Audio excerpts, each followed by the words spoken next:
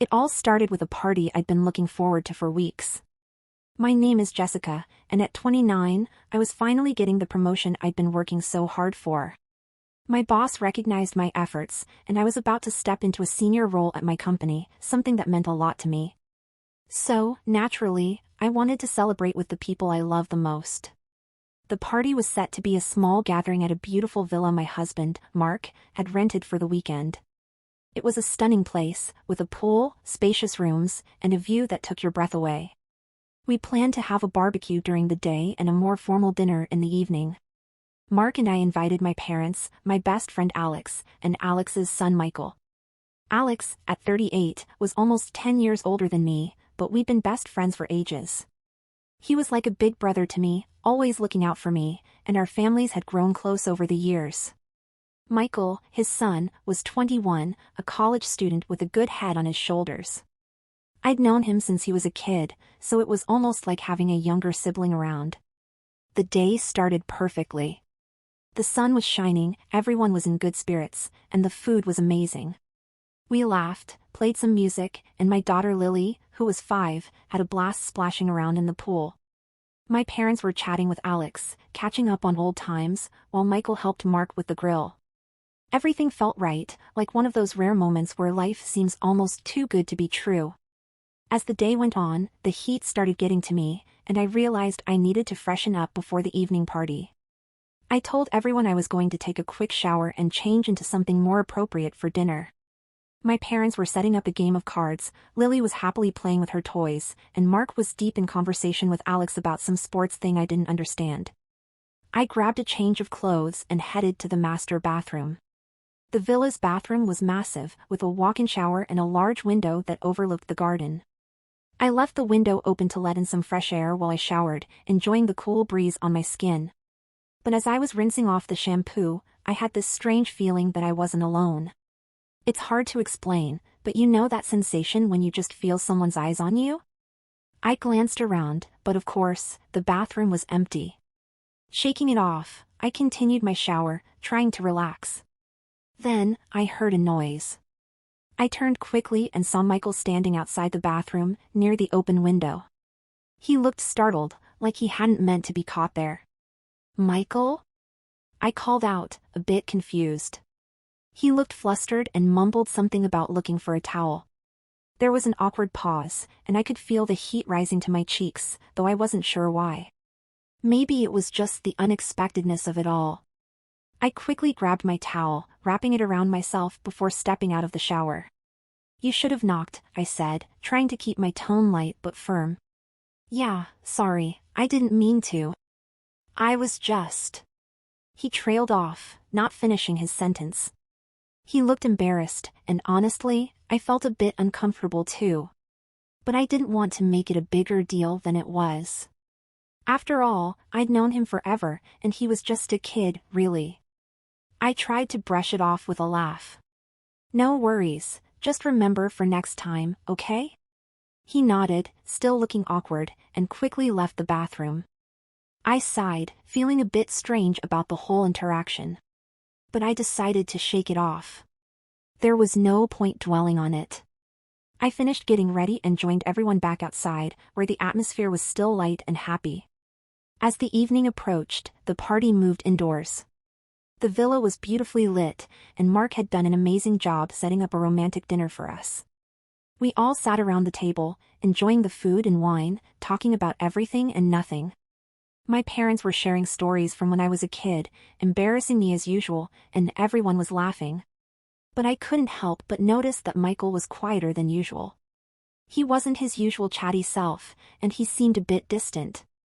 I wondered if it was because of the awkward encounter earlier. Maybe he was still feeling embarrassed. I wanted to talk to him about it, to make sure he was okay, but I didn't want to bring it up in front of everyone. After dinner, we moved to the living room. My parents and Mark were engrossed in a conversation about their favorite TV shows, while Lily had fallen asleep on the couch, exhausted from the day's excitement. I noticed Michael slipping away quietly and figured it was a good time to talk to him. I found him sitting outside on the patio, staring out into the night. The air was cool, and the stars were bright above us. I sat down next to him, giving him a small smile. "Hey, everything okay?" I asked gently.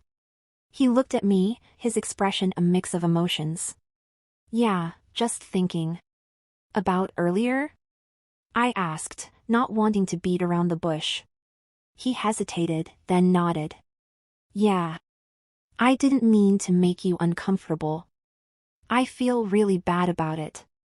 I sighed, feeling a mix of emotions myself. It was a little weird, yeah, but I know you didn't mean any harm. Just, be careful, okay? He nodded, looking genuinely apologetic. "I will.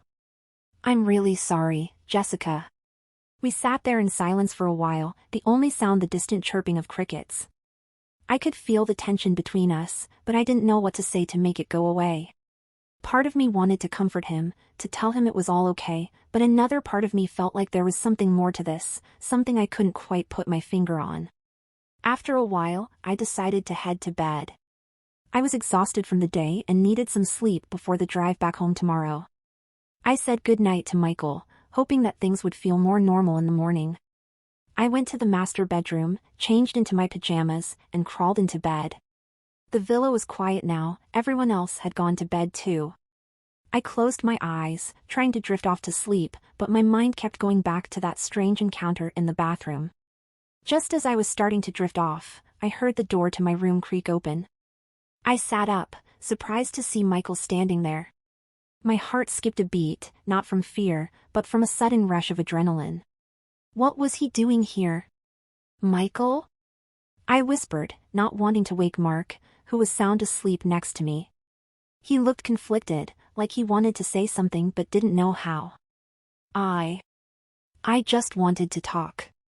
I can't stop thinking about earlier, and I feel awful." I glanced at Mark, still snoring softly, and then back at Michael. "This isn't the right time, Michael," I said quietly. "We can talk in the morning." But he didn't move. He stood there, looking lost and unsure of himself.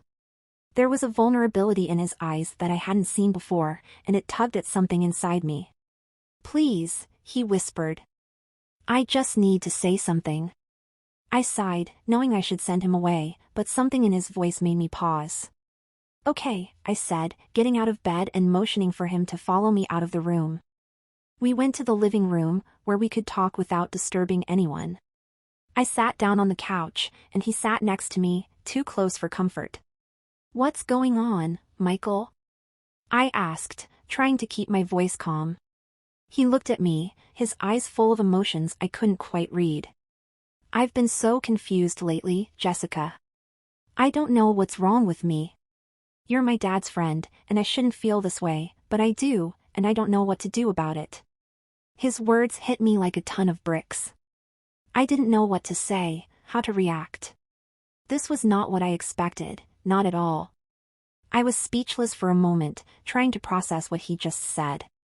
"Michael, you're confused," I finally managed to say. "It's normal to have complicated feelings sometimes, but this isn't right. You know that, don't you?" He nodded, tears welling up in his eyes. "I know, but I can't help it. You've always been there for me, and I guess I don't know, Jessica. I'm sorry." I felt a wave of sympathy for him, mixed with a deep sense of responsibility. I had to handle this carefully. "Listen, Michael, you're like family to me. I care about you, and I want to help you, but this isn't something we can act on. You need to talk to someone about what you're feeling, someone who can help you make sense of it all." He nodded again, looking down at his hands. "I know. I'm really sorry." I reached out and gently touched his arm. "It's okay. But we need to set some boundaries, okay? This is important." He looked up at me, his expression full of regret. "I understand." I gave him a small smile, trying to reassure him. "It'll be okay, Michael. Just give it some time, and things will get better." He nodded and stood up. "I'm sorry, Jessica. Good night." "Good night, Michael," I replied softly, watching as he walked away, back to his room. The next morning, the awkwardness still lingered, but we all went about our day as if nothing had happened. Michael seemed distant, avoiding eye contact, and I couldn't help but feel a little sad for him. I knew he was struggling, but there wasn't much more I could do without making things even more complicated. I didn't tell Mark about what had happened. It didn't seem necessary, and I didn't want to create tension between him and Alex, or worse, between Michael and his dad. I figured it was best to just let things settle on their own. As we packed up to leave the villa, I caught Michael's eye. He gave me a small, almost imperceptible nod, and I returned it. It was our silent agreement to move forward, to leave this strange, confusing weekend behind us. We said our goodbyes, promising to get together again soon, and drove home in silence. My mind was still racing, replaying the events over and over, but I knew I had to focus on what was important, my family, my new job, and making sure that the lines we crossed never blurred again. In the days that followed, things gradually returned to normal. Michael and I kept our distance, and slowly, the awkwardness faded. I threw myself into my work, focusing on my new role, and things at home were as happy as ever. But every now and then, I'd catch myself thinking about that night, wondering if I'd handled things the right way. Life is full of unexpected twists, and sometimes, we're thrown into situations we could never have predicted. All we can do is navigate them as best we can, and hope that, in the end, everything turns out okay. A few weeks passed, and life settled back into its familiar rhythm. My new role at work was demanding, but I was thriving. The promotion had brought new challenges, but I was ready for them. Mark was supportive, as always, and Lily was her usual cheerful self, filling our home with laughter. It felt like we'd all moved past that strange weekend at the villa. I hadn't heard much from Michael, and honestly, that was fine by me. I figured some space would be good for both of us. Then, one afternoon, I got a text from Alex. "Hey, Jess. Want to grab coffee tomorrow? Need to talk." My heart skipped a beat. What could Alex possibly want to talk about? My mind raced with possibilities. Did Michael tell him something? Was there a problem? I couldn't help but feel a pang of anxiety, but I quickly pushed it aside. Alex and I had been friends for too long to let anything come between us. "Sure. Same place?" I replied, trying to keep it casual. "Yep. See you at 10. The next morning, I arrived at our usual cafe, a cozy little spot we'd been meeting at for years. I got there early, hoping to gather my thoughts before Alex arrived. I ordered a latte and took a seat by the window, watching the world go by as I waited. My mind kept circling back to Michael. What if he'd confessed something to Alex? What if this meeting was about that? Just as I was about to spiral into another round of overthinking, Alex walked in. He spotted me right away and smiled, his usual easygoing self. That smile eased some of my worries. Maybe this wasn't about Michael after all. "Hey, Jess," he said, giving me a quick hug before sitting down. "You look great. Promotion treating you well?" "Thanks. It's been a lot of work, but I'm loving it," I replied, trying to match his upbeat tone. "What about you? How's everything?" "Good, good. Work's been crazy, but what else is new?" He chuckled, then took a sip of his coffee. There was a brief pause before he continued, "Actually, that's kind of why I wanted to talk." I felt a knot form in my stomach. Here it comes, I thought. I braced myself for whatever was coming next. "Listen, Jess," Alex began, his tone suddenly more serious. "I've been thinking about us, about our friendship." I blinked, caught off guard. "What do you mean?" He hesitated, looking down at his coffee as if searching for the right words. "We've been friends for so long, and I've always been grateful for that. But lately, I've been wondering if maybe I haven't been the best friend to you." This was not what I expected. I leaned in, curious. "What are you talking about, Alex? You've always been there for me. What's going on?" He sighed, running a hand through his hair. "It's Michael.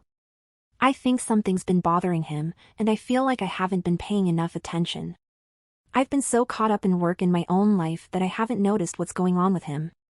My heart started pounding. Why do you say that? Has he told you something? Not directly, Alex admitted. But he's been acting different, you know?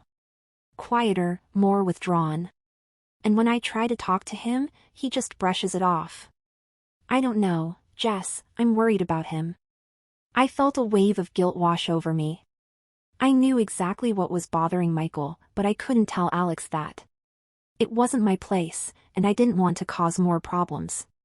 But at the same time, I hated seeing Alex so concerned. Maybe he's just going through a phase, I offered, trying to sound reassuring. He's at that age where everything's confusing. College, figuring out his future, it's a lot. Alex nodded, though he didn't look entirely convinced. Yeah, maybe you're right. I just feel like I should do more, you know? Be more involved. Why don't you take him out for a father-son day? I suggested. Something fun, just the two of you. Maybe he'll open up if he feels more relaxed. Alex smiled, and I could see some of the tension ease from his face. That's a good idea. I'll do that. Thanks, Jess. You always know how to make things better. We finished our coffee, and the conversation drifted to lighter topics. We talked about work, our families, and our plans for the holidays. By the time we parted ways, I felt a bit more at ease. Maybe this was a sign that things were going to be okay. Maybe Michael would talk to Alex, and they'd work through whatever was troubling him. I hoped so, for everyone's sake. A few days later, I was at home, wrapping up some work emails when I heard a knock at the door. I wasn't expecting anyone, so I was surprised to see Michael standing there when I opened it. He looked nervous, his hands shoved into his pockets, his eyes avoiding mine. Michael? What are you doing here? I asked, trying to hide my surprise. Can we talk? He asked, his voice quiet. I hesitated for a moment, then nodded. Sure, come in. We walked into the living room, and I motioned for him to sit down. He looked around the room, like he was seeing it for the first time, before finally sitting on the edge of the couch. I could tell he was uncomfortable, and it made me uneasy too. What's going on, Michael? I asked gently. He took a deep breath, finally looking up at me. I wanted to apologize, again. For what happened at the villa. My heart sank. I thought we'd put that behind us, but clearly, it was still weighing on him. Michael, you don't have to keep apologizing. We've talked about it, and I thought we agreed to move on. I know, but... I can't stop thinking about it, he admitted, his voice barely above a whisper. I know it's wrong, and I know I'm probably making you uncomfortable, but I don't know what to do, Jessica. I felt a pang of sympathy for him. He was clearly struggling, and I couldn't just brush him off. But at the same time, I knew we had to be careful. Michael, I understand that you're going through something right now, but this isn't something we can keep talking about. It's not healthy for either of us. He nodded, looking defeated. I get it. I just needed to say it out loud, I guess. There was a long silence between us, and I could feel the weight of the situation pressing down on us both. Finally, Michael stood up, stuffing his hands back into his pockets. I'm sorry, Jessica. I didn't mean to make things worse. You didn't, I said quickly, wanting to ease his guilt. But we both need to focus on moving forward, okay? He gave me a small nod, then turned to leave. Just as he reached the door, he paused, looking back at me with a sad smile. Thanks for listening. I'll see you around. And with that, he was gone. After Michael's visit, I couldn't shake the feeling that something was still unresolved. I tried to push it out of my mind, focusing on work and family, but it kept creeping back in. I knew I needed to do something, but I wasn't sure what. Then, about a week later, Mark came home from work with a worried look on his face. He sat down at the kitchen table, running a hand through his hair, a habit he had when something was bothering him. What's wrong? I asked, setting down the dish I was washing. He sighed, looking up at me with concern in his eyes. I got a call from Alex today. My heart skipped a beat. What did he say? He's worried about Michael, Mark replied. Apparently, Michael's been acting strange lately, and Alex is really concerned. He said Michael's been avoiding him, not talking much, and just generally seems off. I swallowed hard, trying to keep my expression neutral. Did Alex say anything specific? No, just that he's worried Michael might be dealing with something serious. He asked if we've noticed anything different about him. I shook my head, even though my mind was racing. I haven't seen him much since the villa. Maybe he's just stressed about school? Maybe, Mark said, though he didn't sound convinced. Alex mentioned that Michael's been spending more time alone, not hanging out with friends as much. He's worried Michael might be depressed or dealing with something else. The guilt I'd been trying to bury came rushing back. I felt like I was sitting on a secret that was slowly eating away at me, but I couldn't tell Mark. Not now, not when he was already worried. I'm sure he'll be okay, I said, trying to sound reassuring. He's got a good support system. Maybe Alex should talk to him directly? Yeah, that's what I told him, Mark agreed, though he still looked troubled. I just hope it's nothing too serious. I hate seeing Alex so worried. We finished dinner in silence, and I could feel the tension in the air. Mark didn't press the issue, but I could tell he was still thinking about it, just like I was. That night, as I lay in bed next to him, I couldn't stop my mind from racing. I knew I had to do something, but I wasn't sure what. All I knew was that the situation was starting to spiral, and I needed to figure out how to stop it before it got worse. The next morning, I decided to reach out to Michael again. I sent him a text, asking if he wanted to meet up for coffee. I wasn't sure if he'd respond, but I had to try. To my surprise, he agreed, and we arranged to meet at a cafe near his campus. When I arrived, Michael was already there, sitting at a table near the back. He looked tired, like he hadn't slept much, and there was a heaviness in his expression that made my heart ache. I ordered a coffee and joined him, trying to keep things light. "Hey," I said, giving him a small smile. "How's school?" "It's okay," he replied, though his voice lacked enthusiasm. "Just busy." We sat in awkward silence for a few moments, both of us unsure of what to say. Finally, I decided to just come out with it. "Michael, I talked to Mark last night," I began, watching his reaction carefully. "He said Alex is worried about you. Is everything okay?" Michael looked down at his coffee, not meeting my eyes. "I'm fine." "Michael, you're not fine," I said gently. "I can see that something's bothering you.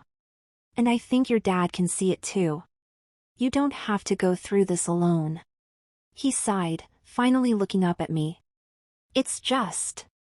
I don't know, Jessica. I've been feeling really messed up lately. Like everything's wrong, and I can't fix it." "Have you talked to your dad about it?" I asked, trying to steer the conversation in a productive direction. Michael shook his head. "No. I don't want him to worry." "He's already worried," I pointed out. "And so is Mark. We all care about you, Michael. We just want to help."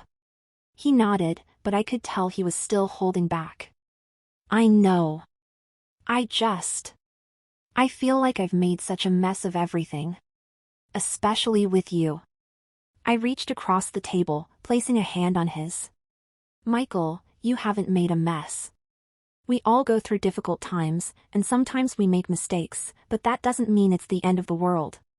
We can figure this out together, okay?" He looked at me, his eyes filled with a mix of emotions, relief, guilt, and something else I couldn't quite place. "Okay," he whispered. "Promise me you'll talk to your dad," I said, squeezing his hand gently. "He loves you, Michael, and he wants to help." "I will," he agreed, though there was still hesitation in his voice. We finished our coffee, and I felt like a weight had been lifted off my shoulders. I wasn't sure if things were completely resolved, but it felt like a step in the right direction. Michael needed help, and now that we were all aware of it, maybe we could finally start to move forward. The days that followed were a blur of work, family, and trying to keep my mind from wandering back to Michael. I knew he was struggling, but I also knew that I couldn't be the one to fix everything. He needed his dad, and he needed to figure things out on his own. Mark and I continued to support Alex and Michael as best we could, but we also started focusing more on our own lives. I threw myself into my new role at work, taking on new challenges and responsibilities. Mark and I made a conscious effort to spend more time together, whether it was a date night or just watching a movie at home after Lily went to bed. Then, one evening, I received a text from Alex. "Hey, Jess. Just wanted to let you know that Michael and I had a long talk. He's going to start seeing a therapist. Thanks for everything." I felt a wave of relief wash over me. This was exactly what Michael needed, a chance to talk to someone who could help him work through his feelings in a healthy way. I replied with a simple message, knowing that Alex would understand the sentiment behind it. "That's great news, Alex. I'm so glad to hear it." As I put my phone down, I couldn't help but feel a sense of closure. Things weren't perfect, and there were still challenges ahead, but for the first time in weeks, I felt like we were all heading in the right direction. That night, as I lay in bed next to Mark, I felt a sense of peace that I hadn't felt in a long time. The strange, unsettling chapter that had begun at the villa was finally coming to an end, and a new, healthier chapter was beginning. We all had a lot of healing to do, but I knew we would get through it together. Because in the end, that's what family and friendship are about, being there for each other, no matter what. And as I drifted off to sleep, I knew that no matter what came next, we were going to be okay.